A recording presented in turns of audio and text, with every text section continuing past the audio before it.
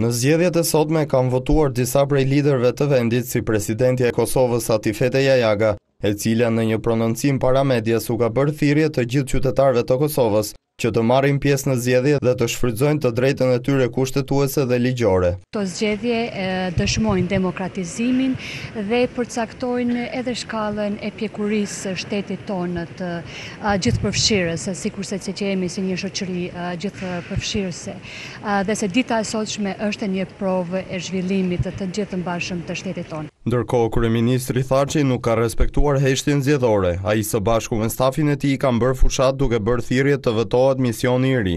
Madje i ka vijuar fushat edhe kur ka hedhur fletën e votimit në kuti duke treguar dhe për cilin subjekt ka votuar, dhe për këtë duhet të votojnë kosovarët. Kam besim të plotë se sot Kosova, qytetarët e saj, spektri politik do dërgojë mesazhin më të mirë për botën se në Kosovë. Demokracia është në veprim, demokracia po zhvillohet, jeta plurale po.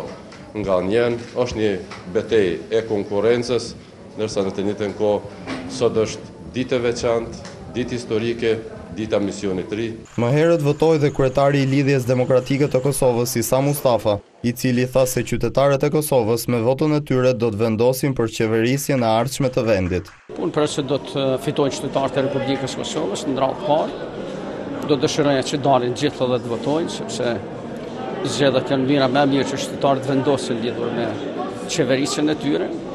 Dhe kjo është një shans i mirë për qytetarët, unë uroj që zgjedhjet të shkojnë mirë, që të jenë transparente, të jenë të rregullta edhe të japin rezultatet. Një nga liderët e parë që hodhi votën e tij ishte mëngjesin e sotëm kryetari i Aleancës për Ardhmërinë e Kosovës Ramush Haradinaj, i cili u bëri thirrje qytetarëve të Kosovës për të ushtruar të drejtën e tyre për të votuar. Shfrytëzova drejtën time me votue. I ftoj gjithë qytetarët e Kosovës me votu. Me vot vendosin për jetën tonë, jo vetëm këto vite, po edhe matutje, andaj është më rëndësishme që të votojnë gjithë. Kryetari i Aleancës Kosova e Re Behgjet Pacolli gjithashtu ka kryer detyrimin e tij si qytetar i Kosovës, duke thënë se edhe këtë ditë do ta kalojë në mënyrë të civilizuar. Madje ka shtuar se ky është një provim i madh për Kosovën, duke i treguar Bashkimit Ndërkombëtar që kjo e fundit është për integrime dhe është duke ecur me hapa të përshpejtuar. I ftoj të gjithë qytetarët e Kosovës që ta shijojnë këtë ditë bukur, të shkojnë ta kryejnë obligimin e vet, dhe të votojnë për më të mirët. Dhe mund shpresoj se sot është një ditë e rëndësishme, do të jetë një ditë e rëndësishme për të ardhmen e Kosovës. Kreu i lëvizjes vetëvendosje Albin Kurti ka votuar në fakultetin juridik duke i bërë thirrje qytetarëve që të dalin masivisht në zgjedhje dhe të votojnë për të mirën e vendit.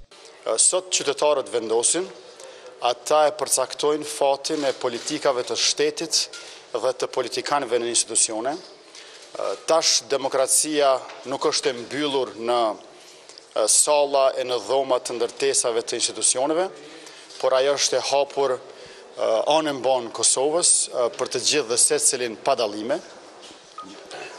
Sot qytetarët masivisht po bëhen pjesëmarrës dhe vendimmarrës për të ardhmen e shoqërisë sonë.